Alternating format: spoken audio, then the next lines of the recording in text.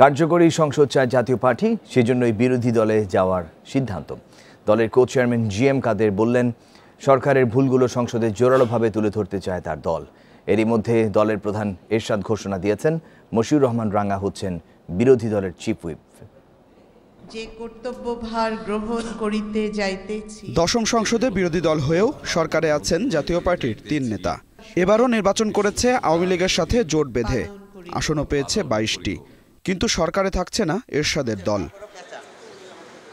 একাদশ সংসদে বিরোধী দলের নেতা হচ্ছেন এইচ.এম. এরশাদ। দলের কো চেয়ারম্যান জিএম কাদের বলছেন, কার্যকর বিরোধী দল ছাড়া জনগণের প্রত্যাশা পূরণে ব্যর্থ হয় সংসদ। এ কারণেই জাতীয় পার্টির এ সিদ্ধান্ত। অন্যায় দেখলে আওয়ামী লীগ সরকারকে কোনো ছাড় দেওয়া হবে না বলেও জানান তিনি।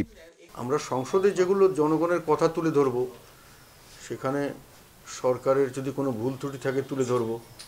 এটা তো একটা ক্ষেত্রে তাদের সহায়তা করা, তাদেরকে গালাগালি করব, তাদের প্রতি সহিংসতা প্রদর্শন করব, এই ধরনের উদ্দেশ্য নিয়ে তো আমরা বিরোধী দল করছি না। সরকারে না থাকলে নির্বাচনী প্রতিশ্রুতি পূরণ করতে পারবে কি জাতীয় পার্টি?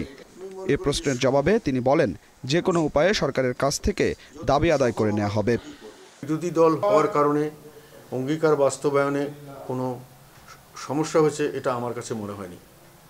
কাজেই এবং বিরোধী দল কেউ না কেউ তো হতেই হবে, এবং তাদের অঙ্গীকারও তো থাকতে হবে, এবং সেগুলোকে পূরণও করতে হবে। এবং এইভাবেই তো সবসময় সব দলই করে আসছে। আওয়ামী লীগও বিরোধী দলে ছিল। সংসদে গঠনমূলক ভূমিকা রাখতে পারলে দলের ইমেজ বাড়বে বলেও মনে করেন জাতীয় পার্টির এই নেতা। যতটুকু সম্ভব আমরা ততটুকুই করব। Adilur Rahman, independent news, Dhaka.